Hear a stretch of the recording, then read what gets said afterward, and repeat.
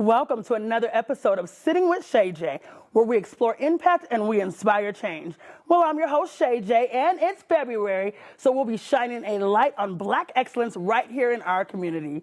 I don't know if you checked out last week's episode, but it's not too late. Head on over to 9 News Plus and take a look. Now, as a part of our Black History series, this week's guest is a true powerhouse, a trailblazer, and a dedicated advocate for justice and equity. Welcome the president of Denver NAACP's, Sondra Young. Welcome, welcome, welcome. We're so excited to have you here and celebrate Black History Month with you. Thank you. I'm happy to be here to celebrate with you. Yes, this is an amazing part. Sondra, you have done an immense amount of work right here in our community. As a Black leader, we absolutely salute what you've been doing throughout history. We're watching these things move along.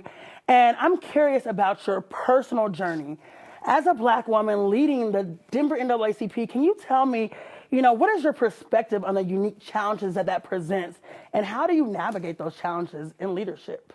I think just not the NAACP, but anytime Black women are leading, it's always a challenge to get people to stand behind you, to push you, to go forward. And so this is a particular difficult situation because we do social justice. Yeah.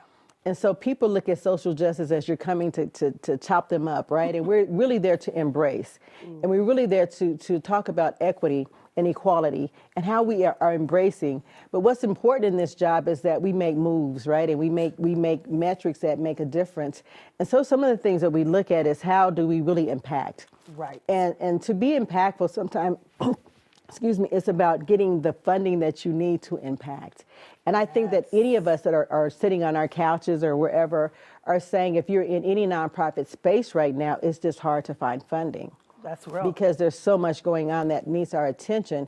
And so when we look at funding to make sure that our kids have something to do this summer, it's kind of heavy on my heart because we need to make sure our kids can read, and we need to make sure our kids can write, and our kids can do math, and our kids have a place to lodge and to land, right? Yeah. And so right now, we're not having that. So I think those are the challenges that keep you up at night, things that you can help, that you want to help. Right. And so those are the things that you ponder in your mind, like if I sell my left shoe, can I get some money to help these kids over here? And so you're constantly thinking, how do I get funding to help to address the issues that really impact our community? No, that's huge. I'm watching a community with so many things going on. Like you said, there's a lot of things that need attention, but funding is one of the number one things. We need funding to make sure it happens. How do you see your role in preserving and really advancing the legacy of being a Black leader right here in Colorado and paving the way in justice? How do you see yourself making that a long-term thing? I think I read a proverb the other day that said the young will go fast, but the old will know the path. And so I think just moving the sticks that people have done for us, the shoulders that we stand on, they move the sticks so we can walk this path. And so it's now our turn to move those sticks too, so they can continue to walk and find their path, right? That's what leadership looks like. When I think about leadership, I'm always saying, how do we make something a little bit more tangible for someone coming behind us, right? How do we open up the door a little bit wider? How do we kick it down? How do we do that? I'm loving the impact that you're having right here in Colorado. With you being specific to Colorado, when we think about initiatives and changes that you would like to see to make maybe Colorado feel a little bit more inclusive, what would some of those changes look like? Well, I think from the boardroom to the classroom, right? It's such a wide opening that we have not tapped. When you look at Black women, and just Black people in general, being in the boardroom, being in the C-suite, you just don't see that, right? When you look at the classroom, and you see Black kids, they just don't have the opportunity to have Black teachers. And when you look at the surgery room, when you look at the courtroom, we're just not there in those positions of power. And it's not because we're not smart. It's because opportunity sometimes does not present us, It's not about affirmative action. It's about opportunity. That's good. And so we have not had that opportunity to be in those spaces. We know what we're doing. We built pyramids in Egypt. You know what I'm saying? I do. We started the hieroglyphic writing. We know what we're doing. We just don't have the opportunity.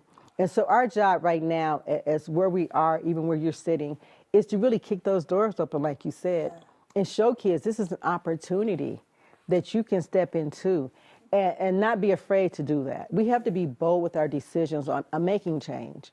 And often we get we get pushed down and then we don't want to spring back up.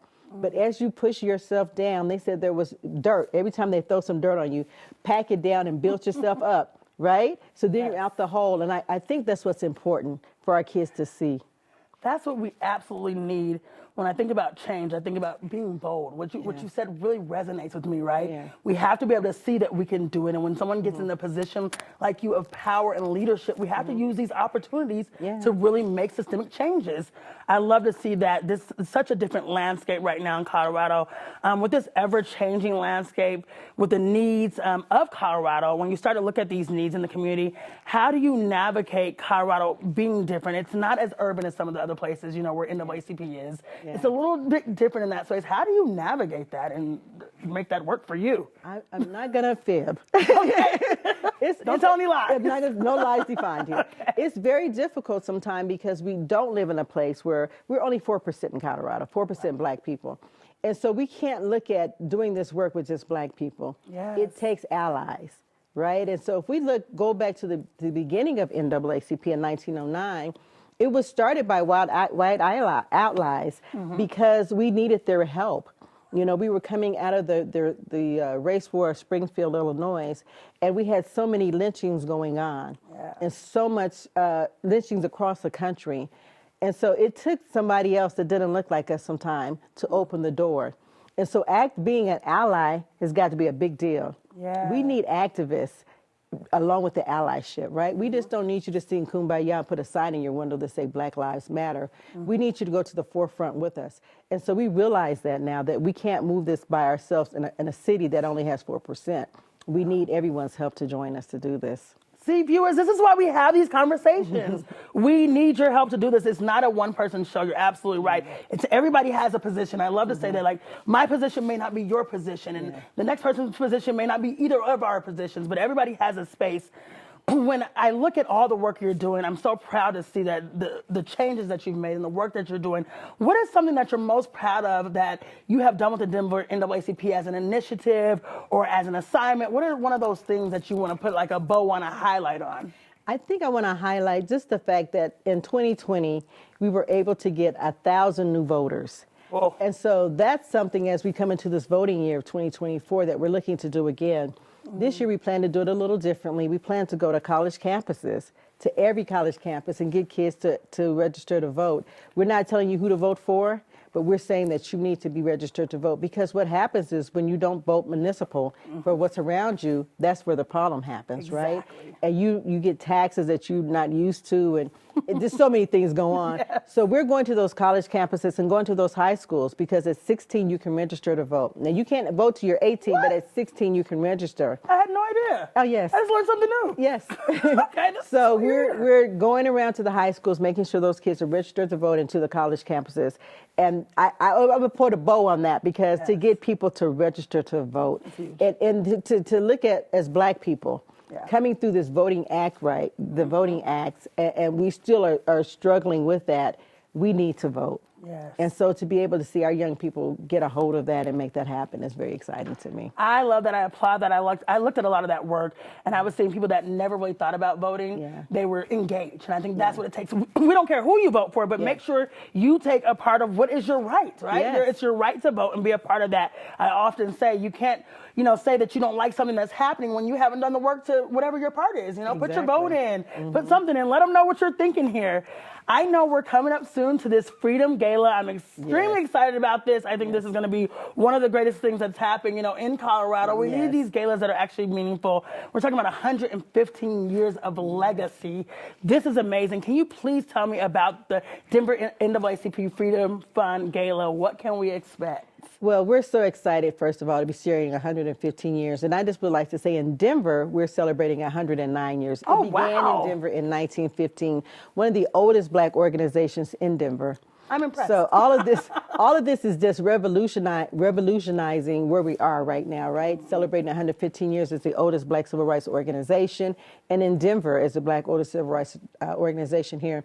So we have Kenny Lattimore that's going to be there, Grammy award-winning artist. Very happy to have him. I like that. We have Terrell Martin and the C2 Choir, Mass Choir, singing the Black National Anthem. Yes. We have some speakers. I don't want to give their names out yet. And we have a special gift this one gave us that we're going to show there. So we are trying to show the spirit of excellence in this, and everything that we do is going to be at the Hyatt across from the convention center. And so we're just excited. That $150, you would get way more than you're paying for, I can tell you that. I love to see this. I think this is important for people of all ages to really go and celebrate and be a part of this. Yes. I wasn't aware that it was 109 years in Colorado. Yes. That's impressive, because a lot of times we say, where are these organizations? Are they doing the work? And 109 years means you're doing something right. Something. Sondra, with you really being at the forefront of leadership, social justice, advocacy, that's a lot on your plate. What fuels you? What keeps you going? Well, I come from a family of benevolence, right? My family was really community. My mother was actually the first Black nurse in our county. Wow. And so we always were in benevolence, giving back, making sure that people were good. My father actually went to school with Medgar Evers in Jackson, Mississippi. So community is what we were raised on. We were raised when you didn't have an egg, you went next door and got one. Yeah. You know, we were just family, right? My mother would bring anyone to our house to eat. And so being raised in benevolence, it's just giving back. It's just natural in me. Me and my sister were just talking. My mother did not care if you like something. She said, you can give it away. The only thing that ever matters in your life is people capital. That's what you can't get back. And so we were raised to be like that. Whatever you have, you'll get again. But people, you will never get them again. And how you impress them and impact them the first time that you meet them is how they will forever remember you. And so I don't know anything else but that. But to be that person and to work out of that spirit of my mom and to really bring people in. And so I always tell the group, as I used to always say, this is just not good work, this is God work. And this is because it's embracive, it's encouraging, it's loving. And that's the work that we do. And so that's what fuels me every night, to say the next day I have to do more. The next day I have to do more. Yeah. And you keep doing more, and you keep showing up. And I think this is why it's so important that we don't just highlight these things during Black History Month, but we have these conversations all the time, because there's so much that goes into that. And like you said, the people capital is what really matters. And if you can touch one person, you never know who else you could touch. So I hope you share this with someone else, because you never know who can impact. Reflecting on the past 115 years in the NAACP, and we're looking at these changes and the systematic inequalities. In your opinion, what makes the NAACP such a lasting organization? What makes it have so much impact? And what makes it so effective? Yeah. Like 115 years is no joke. That's effective to be around that long. I think it's the leadership. I think they have been very good at picking the leaders, right? We see Martin Luther King. You know, he started in the youth department of the NAACP. We had Thurgood Marshall that came along and did Brown versus the Board of Education. He did all the civil rights laws. And the voter acts. We've seen so many changes in the leadership that comes along, right? And so we are still looking for those type of leaders, people that are definite on what they want to see happen, making sure there's change. And that's why we need young people. Yeah. Because as young people, they change this whole landscape for us, right? How things look, how we interact. I mean, we can look at the internet now. They're doing so many fabulous things. I'm still trying to learn how to get my Facebook together, and they are doing pictures and they're making Snapchats, and when I call my daughter, I never know what they're going to tell me. They're like, look at the WhatsApp. I'm like, the who app? So I'm like still learning, but these young people are taking us into another dimension that we never knew. Yes. And it's because that's who they are, right? And like I said before, if you look back to where we come from builders, we come from inventors, right? We come from imaginative people. And these young people are grasping that like we've done in the past, right? And it just moves. And so I think that they're choosing the right people to be in these positions to make movement. And so we just want to keep encouraging young people, keep encouraging all people, because at no age can you stop giving. And no age do you have not something to tell me that brings me something new, right? Exactly. And so I think that's how the NAACP keeps doing this work, is they choose the right people, they have the right mission, they have the right vision, they know where they're going, right? And so they're able to make other people see that. Yeah. The growth of that has been phenomenal. And they're just a name state in community. You know, maybe in Denver when I first came out, I'm like, those people here were not big on NAACP, but other parts of the country, Absolutely. it's a huge mark. And so we don't want to see this go away. We are very excited about the next step. Yeah. The next step is always good. I love that. That's your call. The people at home that are saying, should I be a part of this? What can I do? This is your call. You can be a part of this as well.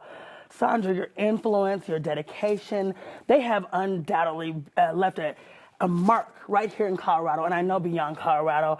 I just want to say a heartfelt thank you to you for all the work that you've done, all the work that you're doing in the NAACP and outside of it. Those of you who don't know, you've just witnessed the president of the Denver NAACP, Sondra Young. We are inspired today by the work that you're doing, and I hope somebody at home is inspired to keep on leading, because it's not always easy, but honor the teacher in you, and honor the leader in you, and honor the student in you, because at all times we have to be a different place. So keep honoring those things. Thank you all for watching Sitting with Shay J, and stay connected for more conversations where we explore impact and we inspire change.